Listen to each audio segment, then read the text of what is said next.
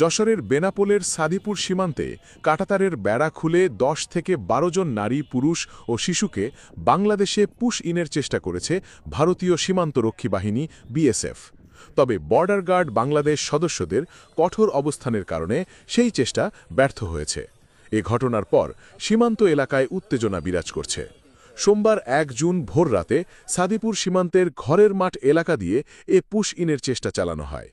BGB সূত্রে জানায়, গভীর রাতে সীমান্ত এলাকার আলো নিভিয়ে দিয়ে কয়েকজন নারী, পুরুষ ও শিশুকে জোরপূর্বক বাংলাদেশে প্রবেশ করানোর চেষ্টা করে বিএসএফ।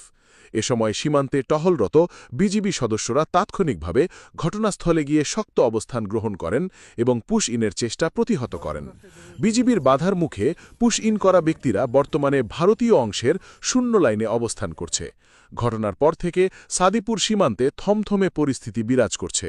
যে কোনো ধরনের অনুপ্রবেশ রোধে বিজিবি সর্বোচ্চ সতর্ক অবস্থানে রয়েছে।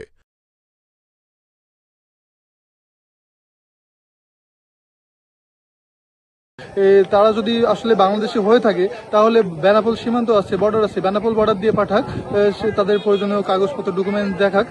সেটা না করে তারা ভারতের এই যে বেনাপোল বাহাদুরপুর যে এই সীমান্ত এলাকা আছে, এই সীমান্ত এলাকার লাইট বন্ধ করে দিয়ে রাতের বেলা বাংলাদেশে পাঠানোর চেষ্টা করে। এটা কোনোভাবেই হতে দিবে না। এই যে দেখতে পাচ্ছেন, আমরা বিজিবি সদস্যদের সাথে আমরা বাংলাদেশি জনগণ আছি, আমরা ভারতের সকল অপচেষ্টাকে রুখে দেবো ইনশাআল্লাহ।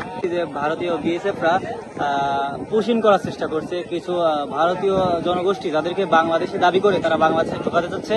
কিন্তু আমাদের বিজিবি, আমাদের বাংলাদেশ বর্ডার গার্ড যারা আছে, তারা বলছে তাদেরকে যে যদি তারা বাংলাদেশি নাগরিক হয় তাহলে আপনারা বেনাপোল যে সীমান্ত আছে, সীমান্ত দিয়ে লিগালভাবে তাদের বিভিন্ন কাগজপত্র শো করায় তো ঢোকায়, সেভাবে ঢোকান।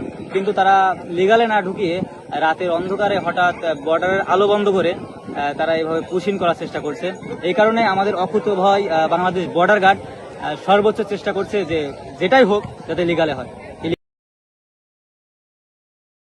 দেখছিলাম যে রাত্রে লাইট বন্ধ করেছে বিএসএফ এবং তারা পুশিনের মাধ্যমে কিছু লোক বাংলাদেশে পাঠানোর চেষ্টা করছিল এবং আমাদের তৎপর ছিল বিজিবি।